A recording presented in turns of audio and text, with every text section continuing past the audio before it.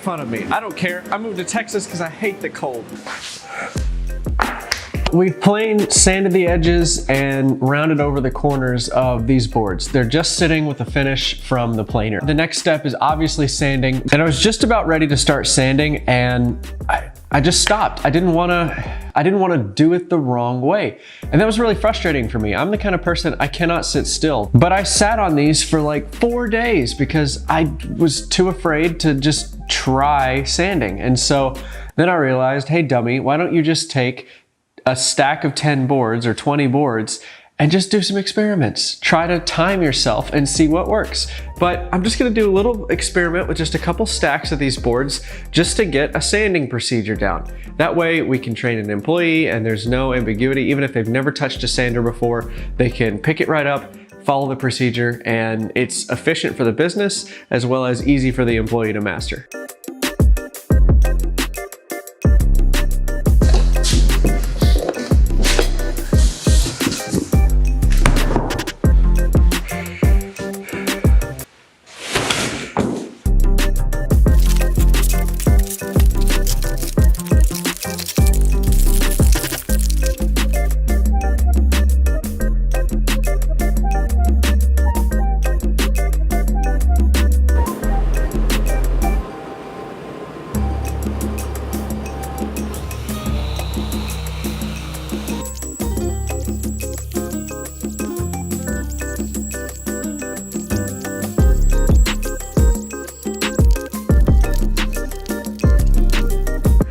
So normally what I would do is I consider, if you've got fresh sharp tool blades, I would consider the first pass off the machine as being sanded to 120 grit. Unless you've got some tear out or some major issues with the figure of the wood, really everything is about a 120, 150 grit finish right off the tool if your blades are sharp. Sometimes better, sometimes worse, but you get the gist. So I don't think I'm gonna waste my time sanding to 120 or 150. I'm just gonna jump straight to 220, and then normally I would slap on a 320 sanding disc and just continue sanding. That's what I'm doing here, and then I'm gonna finish it with some beeswax and mineral oil mixture. I still have to nail down this mixture. I'm not gonna focus on that in this video. Finishing is a whole other monster in itself to tackle. Just know that I'm using some rough combination of beeswax and mineral oil.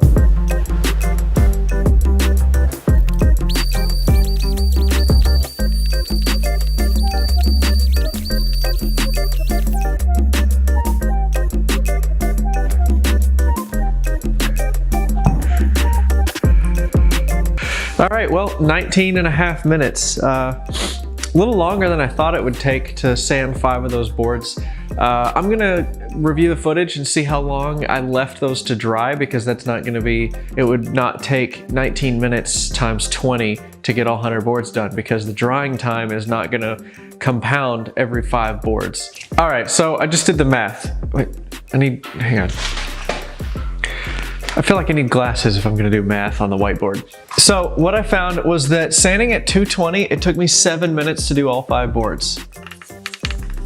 Now keep in mind, this is also the first sanding. So there was no grain raised, but I had to do the edges, I had to do the profiles. It only took me 3 minutes at the 320 after raising the grain. So I completely took out all the time of spraying the water, letting it dry, and then flipping them over. I completely left that alone because I've got another solution that'll help with finishing. I can't do this anymore. But I'm also considering how much faster it's gonna be just to do it at 220. If I were to just take it straight off the tool with, you know, the 120 grit right off the tool and just spray it with water and then sand at 220, would that do the same thing? Like, because I really just don't think the difference between 220 and 320 is good enough to justify the time spent, that extra 5 or so minutes to sand at 320, when the oil or the wax in the oil is gonna just fill in those cracks anyway.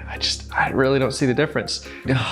So much math going into this. So yeah, I wanna see the difference between the finish of these 2 boards. So I'm gonna find another 5, 3 maple, 2 ash, just so it's the same wood species. I wanna see if I can just raise the grain straight away before I ever sand. So tool finish with raised grain at 220 and see what that looks like.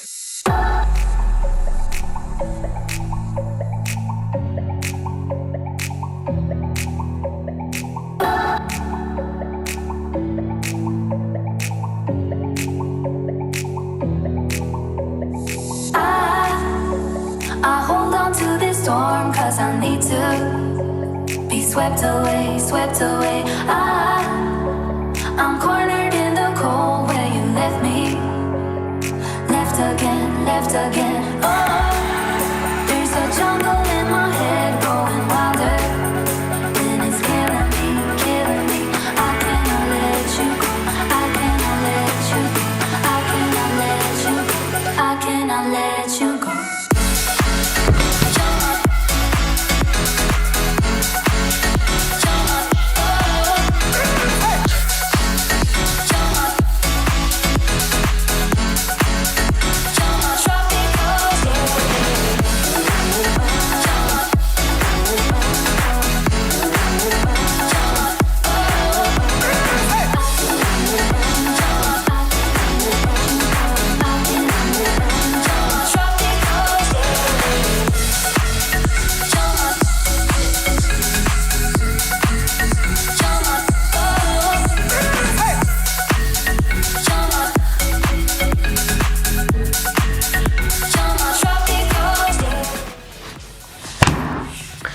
It's been overnight. I let these dry.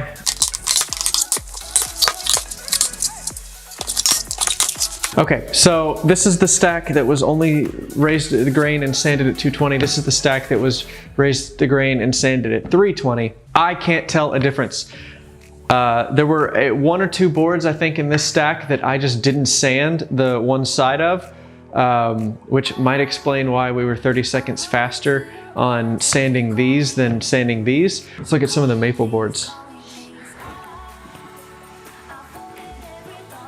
No, I can't. Oh, that's the one I missed.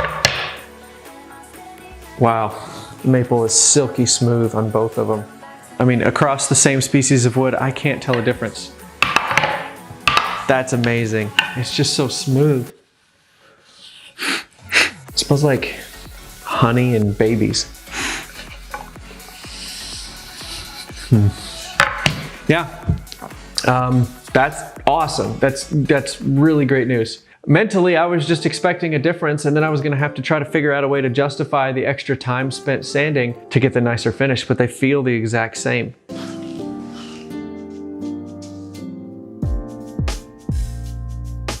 Okay, so I'm gonna try to maybe wrap my head around why they both feel exactly the same smoothness as each other, even though one was sanded at a higher grit. So if this is the 220, the surface looks kind of like this.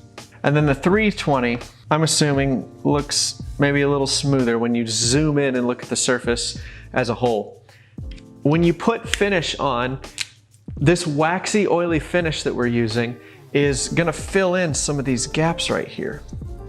So all this area right in here gets filled in with wax and oil, and then it sort of hardens a little bit. Whereas the 320, it's pretty much just one smooth layer over the top, not a whole lot of gap filling, or significantly less gap filling than in the 220. And once that wax dries and hardens, you feel the same smoothness of the wax on the top. I know this is true for film finishes because the film builds up, but it's the same thing with the wax. It just gets smooth. If anything, the more use that this 220 gets, there's more finish on here to fill in the gaps. So the finish might last longer. Additionally, as this gets worn down, there's gonna be more finish there, but these high spots are gonna poke through the finish and get worn down over time. Not only is there more finish, it's gonna last longer, and over time, it's gonna smooth itself out. Whereas the 320, once it gets used, most of the finish is gonna be gone other than what's been absorbed into the top layer, which is amazing. The fact that it's cheaper to produce, it's easier to make for the woodworker, it's a better product for the customer. And that never happens. It's a win-win. So it's awesome that we can just spray these right off the tool with water and then let it dry. And then when we get around to sanding, just hit it with 220, put finish on it, and you'll be done. It's not cutting a corner. You're actually delivering a better product to the customer. Wow, that's crazy that conventional wisdom of just sanding to the highest grit possible doesn't play out at scale when you're talking about building a good product for customers. That's why we're doing these tests. These tests are done just so we can discover things like that where it's actually better to skip a few steps to give a better product to the client. It's cheaper for us to produce, and it's just a win-win. Wow, that's awesome. Feel any difference? You don't see any difference. It's literally just how long you spend sanding. And if you're somebody that enjoys sanding, you know, more power to you if that's what you want to do on your free time, but I'm trying to make money here. If you're gonna sand these to 320, it's gonna be an additional 3 minutes for every 5 boards. So you multiply that by 20, because there's, you know, 20 sets of 5 and 100, and you're looking at an extra 60 minutes. That math was easy. You're looking at an extra 60 minutes of labor. So if you're paying an employee, that's $15 thrown out the window right there. I mean, this is nothing compared to the $5 grand you're gonna make if you sell them all at 50 bucks. But still, it's $15 that you're throwing out of the window, and you're tying up that employee from working on something else. Even if the 220 grit boards take more finish, it's not gonna be $15 worth of finish. All right, so Jenny's back, which is great news for me. If you can't tell. Anyway, she doesn't know what I've done with the serving board. She knows I've kind of worked on them, but she doesn't really know exactly what we've done. So I've got 2 piles of boards here, and I want you to tell me which ones were sanded to 220 and which ones were sanded to 320. They've both been finished. Okay. But I want you to tell me which stack is which. Ooh. This is like silk, so this has got to be 320. Okay. Ooh, that's hard. Ooh, so I was going through this stack and I was like, this must be the 320 stack. I was like convinced, but now that I'm feeling this one, They're both smooth, this might aren't they? be the 320 stack. Wait.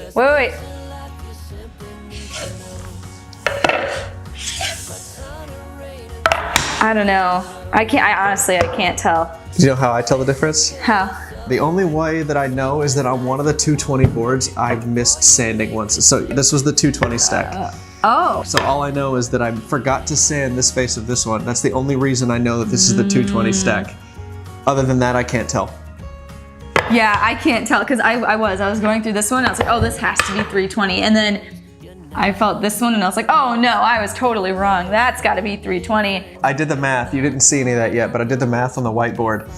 It would be an extra 3 minutes to sand them all at 320 for 5 boards to sand them at 320. Yeah. So we're saving an hour of sanding time by just stopping at 220 after we've raised the grain. Okay. And then finishing them. So we're saving money, and then honestly, it takes more finish theoretically on the 220 boards than the 320 boards. So we're actually delivering the board with more finish to the customer, so it'll last longer before it needs refinishing. So you're taking it straight from the planer, raising Spraying the grain, with water, sanding, and then sanding to 220. and then putting finish on it. Okay. So that's going to be our new process. So you get to sand the other 80 or other 90 boards, which means when we do this again, we can just take them right out of the planer. You spray it while you put it in a stack. Right, and then it dries. And then when we get around to sanding, Yeah. Okay. Got it. That checks. So that's our sanding process. Next like up is we get to figure out what we're going to do for finish. So yeah, that's what I've been up to this week. Cool. While you've been gone. Since you've been gone.